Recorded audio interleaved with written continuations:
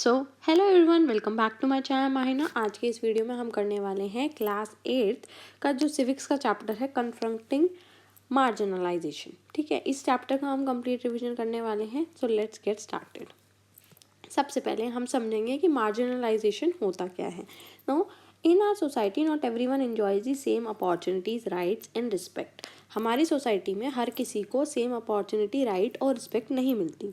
Some groups are pushed to the edge of the society and are denied basic facilities like education, health care, employment and dignity. यानी कुछ ऐसे group होते हैं जिन्हें society के एक कोने में धकेल दिया जाता है और उन्हें बेसिक फैसिलिटीज़ हैं वो सारी चीज़ें नहीं दी जाती, जैसे एजुकेशन हो गया, हेल्थ केयर हो गया, एम्प्लॉयमेंट हो गया, उनकी डिग्निटी हो गई, ये सब नहीं प्रोवाइड किया जाता है ना। और मना कर दिया जाता है ये बेसिक फैसिलिटीज़ भी।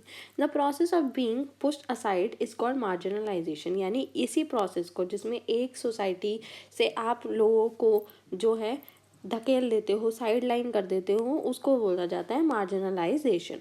अब मार्जिनलाइजेशन का मतलब क्या होता है?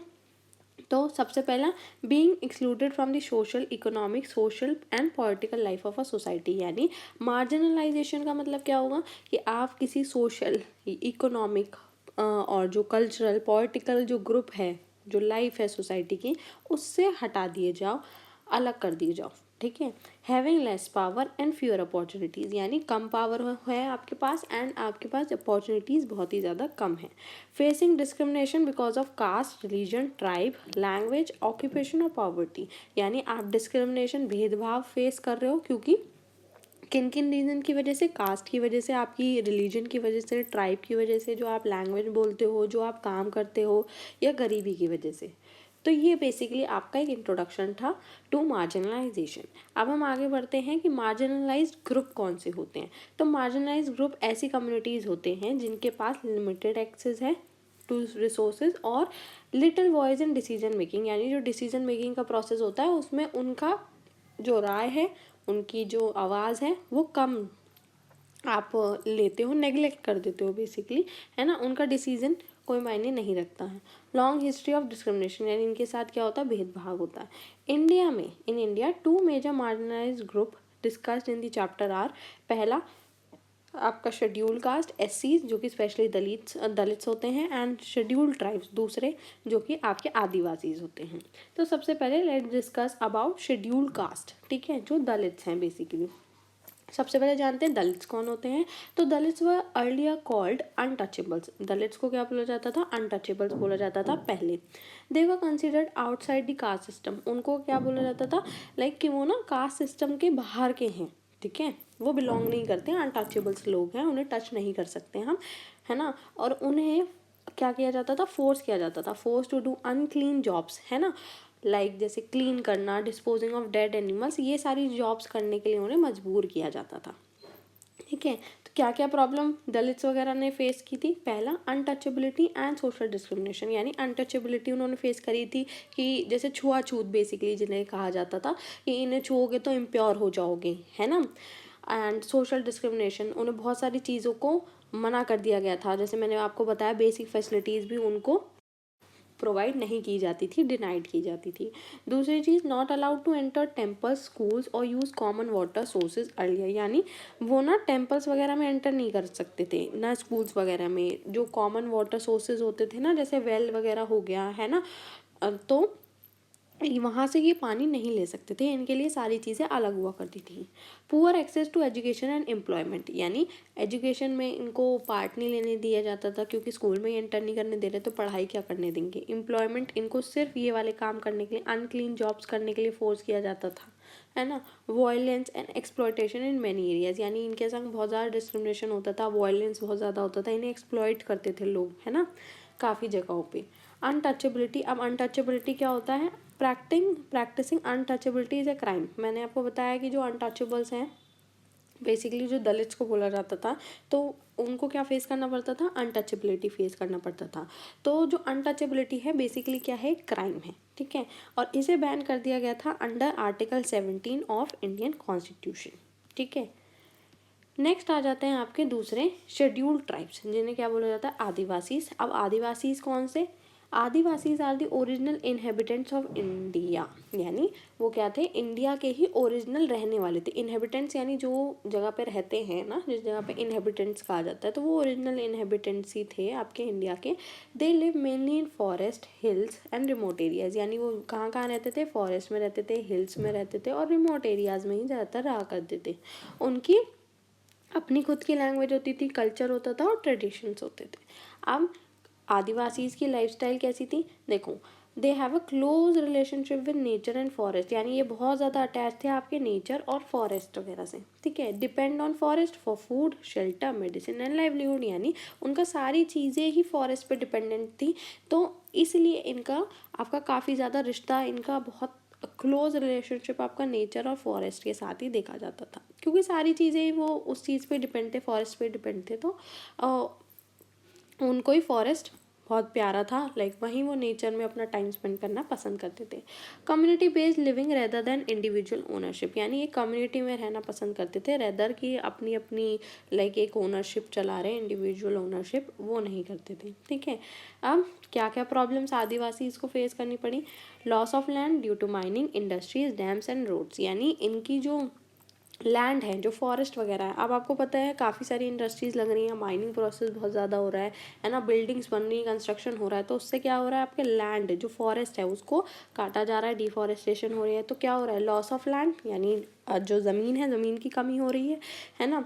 Forced displacement without proper compensation, यानी इनको फोर्सफुली वहाँ से जगह से डिस्प्लेस किया जाता है, हटाया जाता है, प्रॉपर कंपनसेशन यानी जो अमाउंट उन्हें कंपनसेट करना चाहिए प्रॉपरली वो भी नहीं देते, उसके बिना ही इन्हें क्या कर देते हैं, डिस्प्लेस कर देते हैं। Poor access to education, health care and jobs, यानी बहुत ही पुअर एक्सेस है, बहुत ही कम इनको education, health care and jobs वगैरह में एक्सेस दिया जाता है।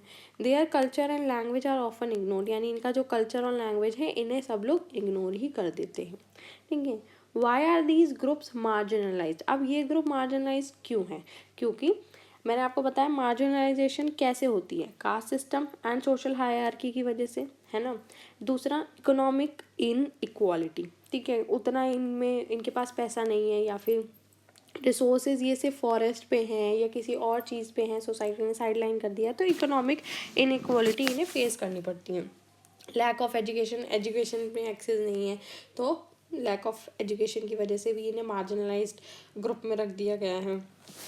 प्रीजुडिस एंड स्टीरियोटाइप्स, जो भी स्टीरियोटाइप्स इनके लिए कहे जाते थे, जैसे अनटचेबल्स हैं एंड समथिंग लाइक दिस, तो इस सब चीज़ों की वजह से ये क्या होता था, मार्जिनलाइजेशन होता था। और क्या था, पावरफुल ग्रुप्स आपके क्या करते थे, रिसोर्सेज को कंट्रोल करते थे, तो इस वजह से इन लोगों को काफ़ी ज़्यादा डिफ़िकल्टीज फेस करनी पड़ती थी, एंड इस ग्रुप को मार्जिनलाइज ग्रुप कहा गया था।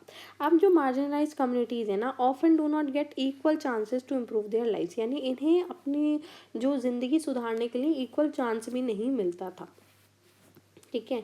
अब रोल क्या आया इंडियन कॉन्स्टिट्यूशन का, तो देखो Indian constitution plays a very important role in confronting marginalisation, है ना, काफ़ी अच्छा रोल था, काफ़ी इंपॉर्टेंट रोल था इंडियन कॉन्स्टिट्यूशन का, ठीक है, इस मार्जिनलाइजेशन को कन्फ्रंट करने का, रोकने का।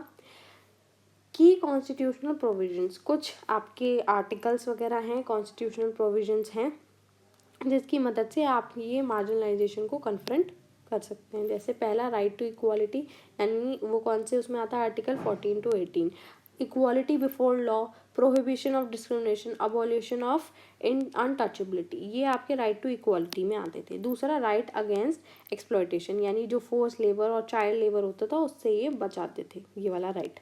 कल्चरल एंड एजुकेशनल राइट, यानी इससे क्या होता था, माइनॉरिटीज़ वगैरह जो होती थी, ट्राइबल कम्युनिटीज़ होती थी, वो अपने कल्चर को प्रिजर्व कर सकते थे। लास्ट है आपका रिजर्वेशन पॉलिसी, देखो रिजर्व सीट आपकी बनाई गई इन लोगों के लिए, स्कूल्स, कॉलेजेस में, गवर्नमेंट जॉब्स में, पार्लियामेंट एंड स्टेट असेंबलीज वगैरह में। तो इस तरीके से इन्होंने जो इंडियन कॉन्स्टिट्यूशन है उनका काफ़ी मेजर इंपॉर्टेंट रोल रहा है। Next, government's effort to confront marginalisation, अब गवर्नमेंट का क्या आपके एफर्ट्स थे, पहला इन्होंने लॉ और एक्ट्स जो लगाए, जैसे schedule caste and schedule tribes के लिए प्रिवेंशन ऑफ आर्टियोसाइड्स एक्ट 1989 वगैरह लगाया गया। जिससे इन्होंने SCs और STs को प्रोटेक्ट किया इस लॉ से from violence and discrimination. Second, welfare schemes जो थी, स्कॉलरशिप्स लाई गई SC ST स्टूडेंट्स के लिए, मिड डे मील स्कीम्स रखी गई जिससे कि बच्चे आएँ और पढ़ें, है ना।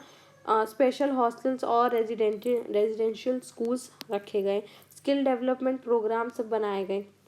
तो ये सारे क्या हैं, वेलफेयर स्कीम्स के अंडर आए। नेक्स्ट आपका आ जाता है फॉरेस्ट राइट एक्ट, जो कि 2006 में आपका बना था।